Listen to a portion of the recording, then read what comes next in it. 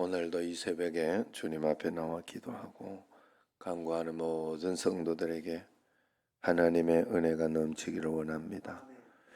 왕위에 오른 므낫세는 부왕의 모든 계획을 후퇴시키며 아하스의 길로 행합니다. 그러나 하나님의 징계를 받아서 바벨론으로 끌려간 후에는 회심하여 회복의 은혜를 경험합니다. 7절 하반절에서 11절까지를 보면 앞서 맺은 언약에 근거하여 자기 백성을 징계하시는 그런 하나님을 이야기합니다. 하나님은 성전의 참 주인이시기 때문에 그분의 이름을 두신 곳에 이방신들을 들여놓는 것을 참아보지 않으신다 하는 것입니다. 다윗과 솔로몬에게 하신 성전과 예루살렘에 대한 언약을 근거하여 므낫세와 유다 백성을 아수르의 손에 내어주시는 것입니다. 우리 역시 주님의 몸된 교회와 그분의 준엄한 말씀을 내 욕망을 채우는 수단으로 삼아 더럽힌다면 하나님은 말씀하신 대로 우리를 징계하실 것이다 하는 것입니다. 지금 우리 교회에서 하나님보다 높아진 것은 무엇인지, 말씀보다 제 목소리를 높이는 것은 무엇인지 돌아봐야 되겠다 하는 것이죠. 언제나 하나님 앞에서 성전 안에 바알을 이렇게 성전 안에 다른 우상들을 둔다 하는 것은 있을 수 없는 일인데 그들이 이렇게 하나님 앞에서 하나님보다 하나님을 믿는 것보다 더 이렇게 귀하게 여기거나 뭐 그렇게 하는 것이 우상이 되는 거예요. 결국은 그 늘 말씀을 드리듯이 이제 찬양을 할 때 그 반주가 없다거나 반주가 있다가 없다거나 아니면은 또 뭐 마이크가 안 나온다거나 뭐 이렇게 된다고 하더라도 그랬을 때 그 우리의 예배는 흔들림이 없이 그래야 되는데 아니 뭐 예배를 안 드린 것처럼 뭔가 좀 찝찝하다거나 아니면 어떻게 이렇게 드려지는 것이 하나님 앞에서 온전하지 못하다 할 때 그것이 우상화되어 있는 어떤 것이 된다 하는 것이죠. 하나님 앞에서 우리가 오직 하나님만 바라보고 하나님만 의지해야 되는데 그러한 것이 빠지고 다른 육신적인 것이 들어가기 시작한다. 종교가 들어가기 시작한다 하는 것은 우상숭배에 가깝다 하는 거예요. 우리가 살아가면서도 마찬가지입니다. 가정에 어떤 일들이나 상황이나 환경이나 이런 것들에 있어서 하나님은 오직 하나님만 바라보기를 원하신다 하는 거예요. 하나님만 의지하기를 원하시고 그렇게 하기 때문에 하나님께서 우리로 하여금 오직 주님만 바라보고 주님만 의지할 수 있도록 그렇게 한다 하는 것을 알고 언제나 주님만 바라보고 나아가야 할 줄로 믿습니다. 12절 13절을 한번 보세요. 12절과 13절을 보면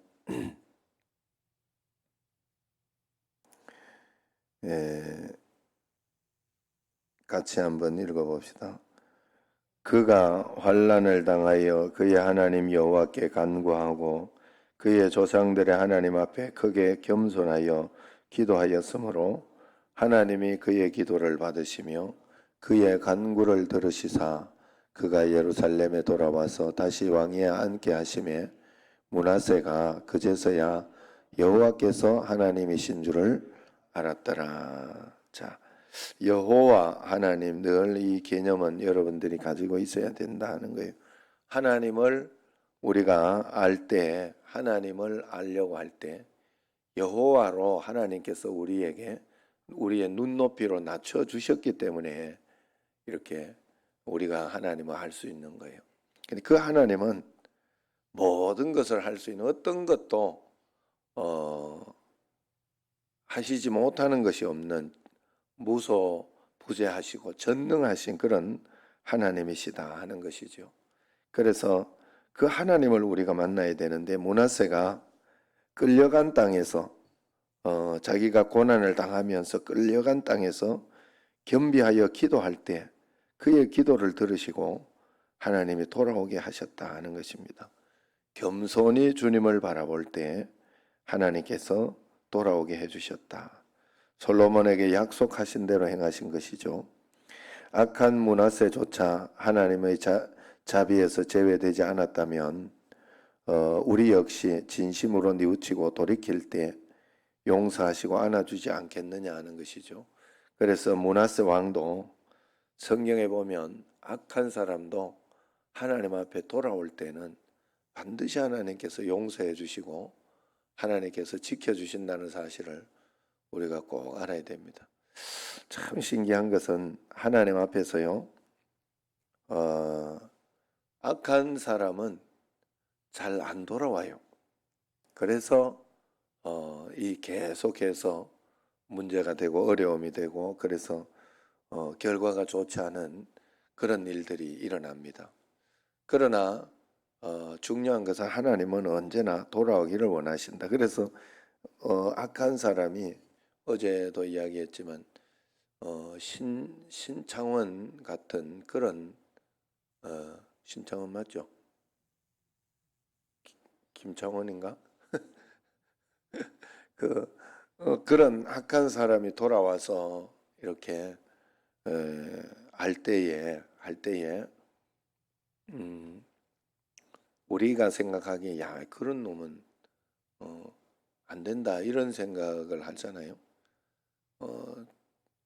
어제 조두순 뭐 이런 지금 상황에서 얼마나 그래요. 거기 앞에서 막 이렇게 이제 막 다들 막 죽여라 뭐 그렇게 보내지 마라 막 그렇게 하고 있는데 그런 사람이 회개하고 돌아오면 얼마나 그렇겠어요. 그런데 잘 안 돌아와요 사람들이.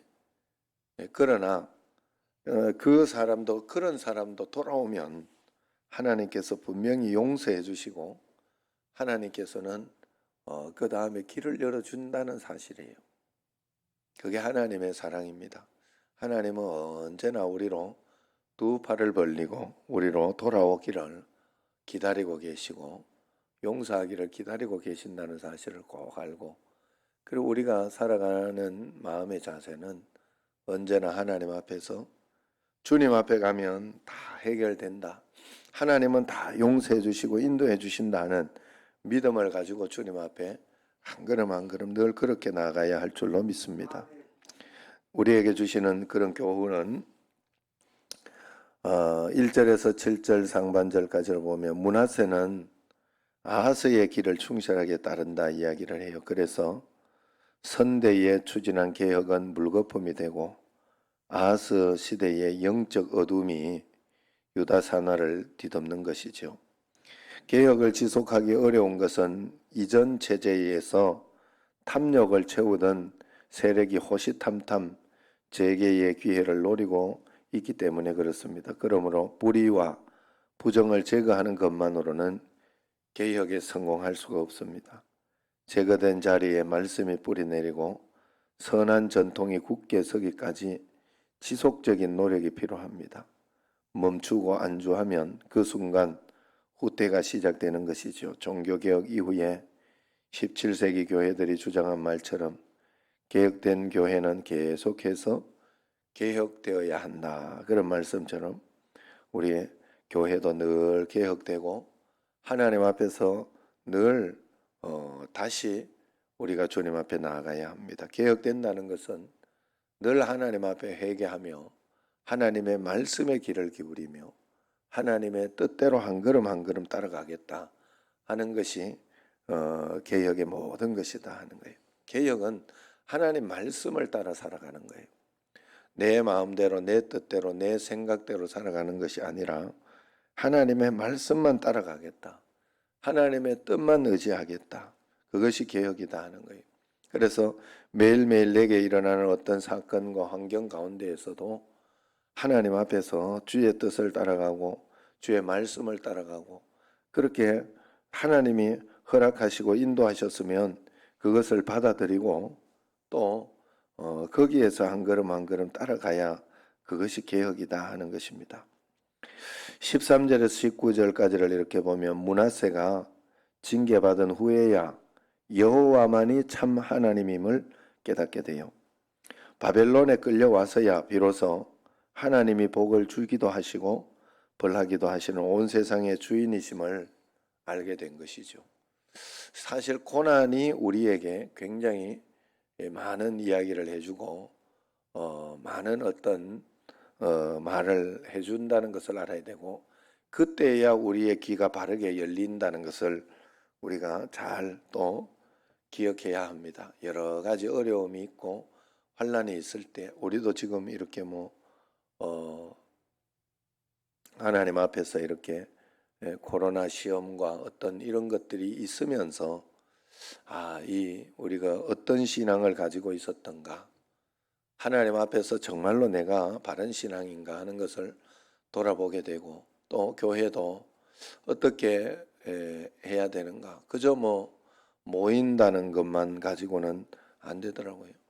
정말로 하나님을 만나고 하나님을 정말로 의지하고 주님과 함께 동행하는 그 무엇이 없는 상황 속에서는 아무리 많이 모아놓아도 한순간에 그냥 떠내기를 만들 수 있는 그런 것이 바로 이 우리의 신앙이더라 하는 거예요.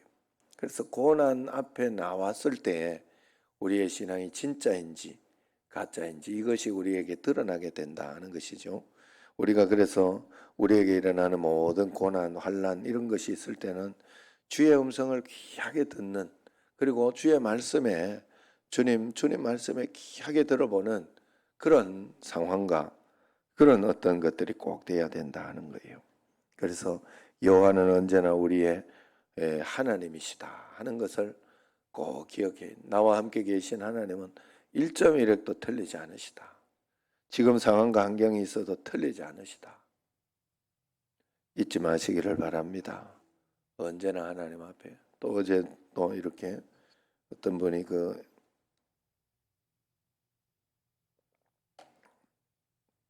김홍일 선교사님 또 헌금을 하더라고. 가만히 있다가 또 내가 그리 전달해 줘야 되잖아요. 저번에 이제 왔을 때 한번 어디에서 자기에게 들어올 돈이 있는데 그걸 이렇게 그때 보내줄 테니까 보내달라고 그때 이야기를 했던 거예요. 그래서 김몽일 선교사는 생각지도 안 하고 있을 거 아니에요. 그런데 다 그리 흘러 들어간다 하는 거죠. 나 여러 가지 이렇게 일들 상황들이나 이런 것들을 보면서 하나님은 우리가 보이지 않는 곳에도 다 인도하신다. 중요한 것은 내가 하나님 앞에서 내 자신이 어떻게 서 있고 어떻게 하나님 앞에 보이는가 하는가, 그런 것이 굉장히 중요하다 하는 것입니다. 마지막으로 20절에서 25절을 이렇게 보면 므낫세는 겸손해서 회개하지만은 그의 아들 아몬은 더욱 또 범죄하게 됩니다. 오만한 아몬은 결국 통치 2년에 비참한 최후를 맞게 됩니다. 그럼에도 백성이 그의 아들 요시야를 왕으로 삼은 것은 다윗의 등불을 끄지 않으시려는 하나님의 은총 덕분이라는 것입니다. 그래서 이제 아몬 이후에 므낫세, 아몬 이렇게 다들 하나님 앞에서 온전하고 좋지 못한 그런 왕이었지만, 요시야는 다시 이제 하나님 앞에서 종교 개혁을 다시 진행하고 그러면서 하나님 말씀 앞에 다시 회개하고 이렇게 나아가는 그런 왕이 돼요. 우리가 하나님 앞에서 언제나 주일 저녁에 여러분들에게 결론의 말씀으로 이렇게 말씀드렸죠. 시편 1편 6절 말씀. 의인은 여호와께서 인정해 주실 것이나 악인은 망한다 하는 것. 절대 잊으시면 안 돼요. 하나님 앞에서 지금 언제나 이렇게 믿음 생활을 하면서 문제가 되는 것은 뭔가 하면 아무 일도 일어나지 않는 것 같고 끊임없이 계속 고난만 일어나는 것 같고 고통 가운데 어려움만 있는 것 같고 너무 힘든 것이 어려운 것 같고 하는 그런 상황이 우리에게 늘 일어납니다. 그렇지만 하나님은 다 보고 계시고 다 간섭하고 계시고 알고 계세요. 그래서 내가 원리와 원칙을 지키면서 기도하고 말씀 붙잡고 하나님 앞에서 그것만 철저하게 하면 돼요. 충성스럽게 하면 돼요. 그냥 그렇게 따라가면 하나님께서 때가 되면 길을 열어주시고 하나님께서 반드시 역사해 주시고 인도해 주신다는 거예요. 그럼에도 불구하고 언제나 고난은 또 있다는 거예요. 그 고난을 통해서 하나님은 언제나 우리에게 말씀을 해주고 계시다는 걸 절대 잊으시면 안 돼요. 고난을 통해서 하나님은 이야기를 해주셔요. 고난이 아닐 때는 잘 안 들어요. 우리가 정말 잘 안 들어요. 하나님 앞에 잘 안 들리고 그냥 내가 잘해서 그런 줄 알고 내 생활, 내 어떤 것에 있어서 하나님 간섭하지 않으셔도 된다 하는 그런 생각을 꼭 해요. 그러나 고난이 오고 어려움이 계속 지속이 되고 그럴 때 다시 한번 내 자신을 돌아보게 되는 겁니다. 그리고 점검하게 되고 다시 한번 나아가게 된다는 거예요. 매일매일 하나님 앞에서 우리는 그런 마음을 가지고 주님 앞에 한 걸음 한 걸음 믿음으로 꼭 살아가기를 바랍니다. 고난을 당하고 나서야 우리가 어려움에 대해서 생각하지 말고 그러기 전에 늘 하나님 앞에서 자신을 겸손히 돌아보며 주님 앞에 내 자신을 내어놓고 하나님 오늘도 인도하여 주시고 역사하여 달라고 주님 한 분이면 나는 충분합니다. 하나님 어떤 상황과 환경이 있더라도 오직 주님만 의지하겠습니다. 바라보겠습니다 하고 매일매일 주님 앞에 살아가야 할 줄로 믿습니다. 언제나 하나님 앞에 바른 관계를 가지고 있으면 반드시 하나님은 역사해 주시고 그러나 또한 하나님 앞에 하나님을 떠나면 반드시 망하게 된다는 것을 꼭 알고 주님과 함께 한 걸음 한 걸음 따라가는 여러분과 저가 되기를 주의 이름으로 축원합니다. 기도하겠습니다.